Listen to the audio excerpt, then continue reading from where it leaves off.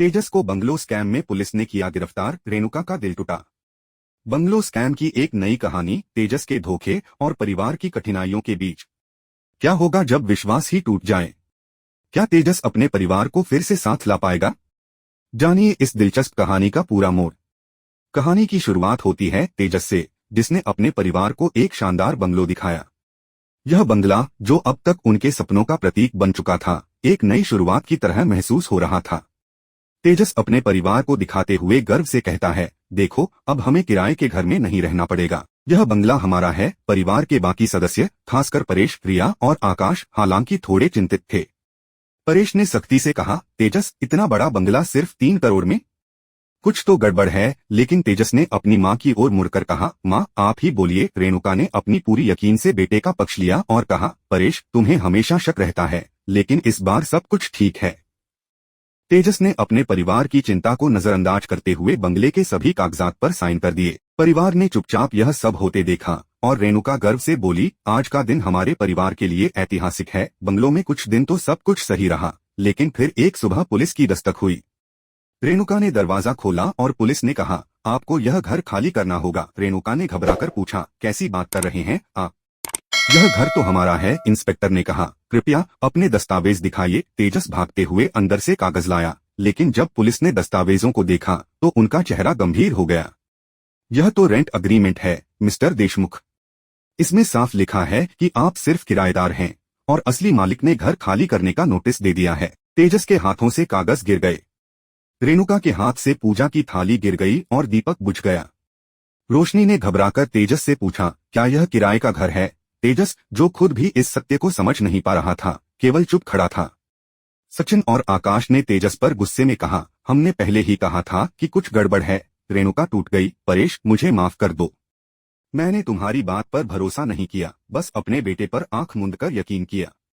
परेश ने गहरी सांस लेते हुए कहा, अब जो हो गया उसे बदल नहीं सकते, लेकिन हमें एक साथ समाधान ढूंढना होगा। तेजस टूट चुका था और सोफे पर बैठा हुआ कुछ भी नहीं देख पा रहा था। रोशनी ने उसकी ओर देखा और पूछा, अब क्या करेंगे हम? पुलिस वाले ने शांत स्वर में कहा, आप चाहें तो किराए पर 2 हफ्ते और रह सकते हैं, लेकिन उसके बाद घर खाली करना होगा। यह सुनकर पूरा परिवार सन्न रह गया, जैसे किसी का सपना चुराया गया हो।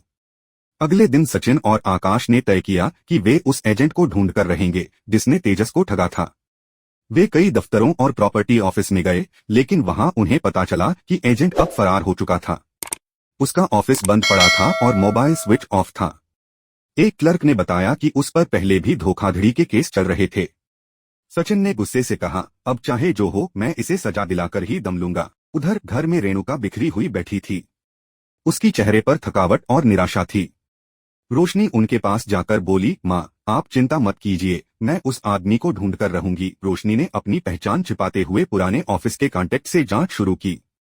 कुछ दिनों की मेहनत के बाद उसे राकेश का असली नाम और पता मिला। वह पहले भी महिलाओं को नकली पेपर दिखाकर लूट चुका था। एक दिन उसे राकेश की लोकेशन थाने के पास एक पुराने गोदाम में मिली। वह अकेली ही वहां पहुंची और देखा कि राकेश किसी और से नकली दस्तावेज बना रहा था। रोशनी ने तुरंत अपना मोबाइल निकाला और रिकॉर्डिंग शुरू कर दी। तभी राकेश ने उसे देखा और चिल्लाया, कौन है तू? रोशनी ने हिम्मत जुटाते हुए कहा, वही औरत जिसकी जिंदगी तूने बर्बाद की थी। राकेश उसके पास बढ़ ही रहा था, तभी पुलिस की गाड़ी वहां पहुंची। दरअसल रोशनी ने पहले ही अपनी लोकेशन आकाश को भेज दी थी। पुलिस ने राकेश को पकड़ लिया। घर लौटकर रोशनी ने सब कुछ बताया। रेणुका ने उसे गले लगाते हुए कहा, तूने हमारी इज्जत बचा ली बेटी। तेजस की आंखों में आंसू थे। उसने कहा, माँ, मुझसे गलती हो गई, मैं बस खुद को साबित करना चाहता था। रोशनी ने धीरे से कहा, गलती सभी से होती है, लेकिन उसे सुधारने की हिम्मत ही इंसान को बड़ा बनाती है। कुछ दिनों बाद पुलिस ने राकेश से 3 करोड़ बरामद कर लिए और वह रकम देशमुख परिवार को वापस मिल गई। बंगला तो उन्हें छोड़ना पड़ा, लेकिन अब उनके दिल में सच्चाई और एकता की रोशनी लौट आई थी।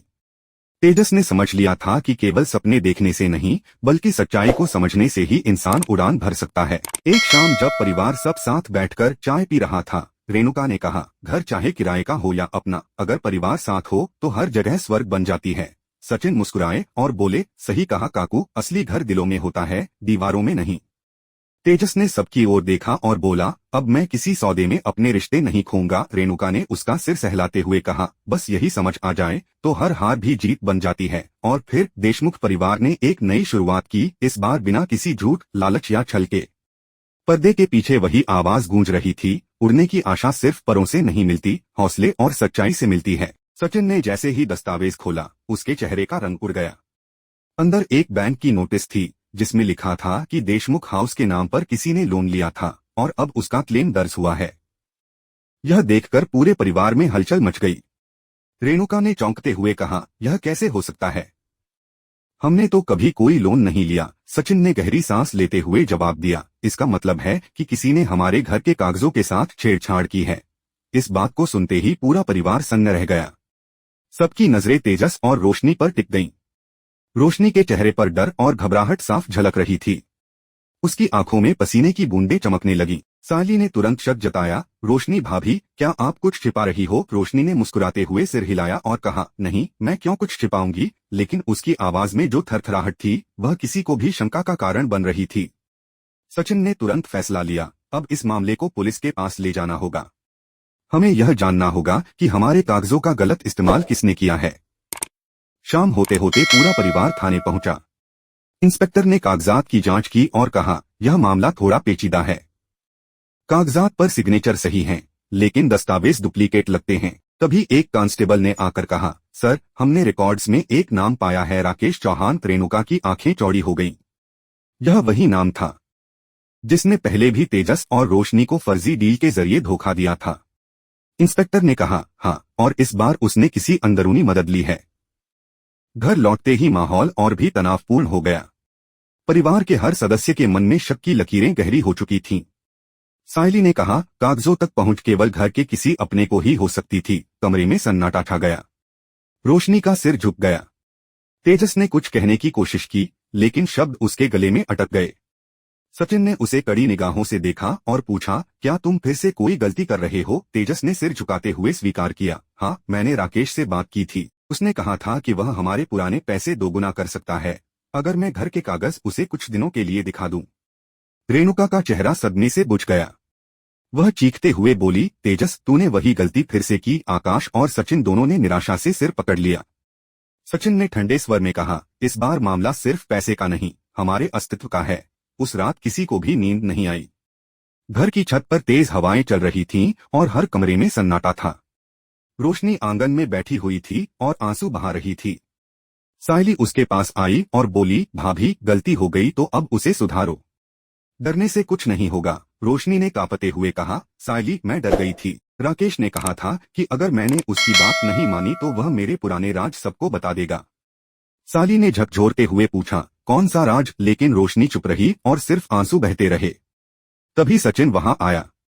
उसने कहा, अब छिपाने से कोई फायदा नहीं, हमें सब कुछ सच सच बताना होगा। कल सुबह पुलिस को बयान देना होगा। अगले दिन सूरज की पहली किरण के साथ देशमुख परिवार पुलिस स्टेशन पहुंचा। रोशनी कांपते हुए पूरी कहानी बताई, कैसे राकेश ने उसे ब्लैकमेल किया था और कैसे वह उसे धोखा देकर पैसे और दस्तावेज निकालता था। इंस्पेक्टर ने कहा, हमारे पास अब सारे सबूत हैं, राकेश को पकड़ना मुश्किल नहीं होगा। कुछ घंटों बाद पुलिस को जानकारी मिली कि राकेश थाने में देखा गया है। पुलिस ने तुरंत वहां छापा मारा और उसे गिरफ्तार कर लिया। जब राकेश को थाने लाया गया तो रेणुका ने गुस्से में कहा, तेरे जैसे लोगों की वजह से ही भरोसा टूट जाता है। राकेश हंसते हुए बोला, भरोसा तो तुम्हारे अपने ने तोड़ा है, मैंने नहीं। और उसने इशारा तेजस की तरफ किया। पूरा कमरा सन्न रह गया। तेजस ने सिर झुकाया और कहा, हाँ, मैंने ही रास्ता खोला था, लेकिन मुझे नहीं पता था कि वह ऐसा करेगा। राकेश को जेल भेज दिया गया, लेकिन तेजस की आत्मा अब भी कैद थी। वह शर्म और अपराध बोध से पूरी तरह टूट चुका था। घर लौटते वक्त कोई भी उससे बात नहीं कर रहा था। रेणुका ने कमरे में जाकर भगवान के सामने दीपक जलाया और कहा, हे प्रभु, हमारे घर को अब और मत परखो। सचिन ने अपने पिता परेश के पास जाकर कहा, बाबा, अब वक्त आ गया है कि हम सब मिलकर कुछ ठोस कदम उठाएं। परेश ने सिर हिलाया और कहा, हाँ बेटा, अब हमें घर ही नहीं, अपने रिश्तों को भी बचाना है। कुछ दिनों बाद परिवार ने एक बड़ा फैसला लिया। देशमुख हाउस को फिर से रेनोवेट किया जाएगा और उसी में फैमिली बिजनेस शुरू किया जाएगा। सायली ने स्कूल के बच्चों के लिए ऑनलाइन एजुकेशन प्रोजेक्ट का आइडिया दिया, जिसे सभी ने मंजूरी दी। आकाश ने टेक्निकल पार्ट संभाला और सचिन ने फाइनेंस। सबसे बड़ी बात यह रही कि तेजस ने भी पूरी ईमानदारी से काम करना शुरू किया। वह देर रात तक ऑफिस में बैठा रहता ताकि सब कुछ पारदर्शी और साफ सुथरा रहे। धीरे धीरे उनके काम का नाम पूरे शहर में फैलने लगा। देशमुख लर्निंग सेंटर एक नई उम्मीद बनकर उभरा। एक दिन मीडिया के एक रिपोर्टर ने रेणुका से पूछा, मैम आपने इतने बड़े झटके झेले फिर भी परिवार को कैसे जोड़े रखा? रेणुका मुस्कुराते हुए बोली, जब परिवार का कोई सदस्य गलती करता है तो उसे छोड़ने से नहीं, पकड़कर साथ रखने से सुधार आता है। हम तभी सीख सकते हैं जब गिरने का डर छोड़ दें। उनकी बात सुनकर सभी की आंखों में आंसू आ गए। शाम को जब पूरा परिवार आंगन में बैठा था तो तेजस ने कहा, माँ मैंने सब कुछ खोकर समझा है कि घर की कीमत दीवारों से नहीं रिश्तों से होती है। रोशनी ने उसका हाथ पकड़ते हुए कहा, और गलती से मिली सीख सबसे कीमती होती है। परेश ने अपने बच्चों को देखकर कहा, मुझे गर्व है कि आज मेरा परिवार फिर से एकजुट खड़ा है। सीन धीरे धीरे फीका पड़ने लगता है। आकाश आसमान की ओर देखकर कहता है, देखो माँ अब सच में लग रहा है कि हम उड़ने लगे हैं। रेणुका मुस्कुराती है और कहती है, हाँ बेटा अब यह उड़ान सच्ची है क्योंकि यह भरोसे से निकली है। यह एपिसोड खत्म होता है एक संदेश के साथ, गलतियों से डरना नहीं चाहिए क्योंकि वही गलतियां हमें सिखाती हैं कि गिरकर भी उड़ान भरी जा सकती है।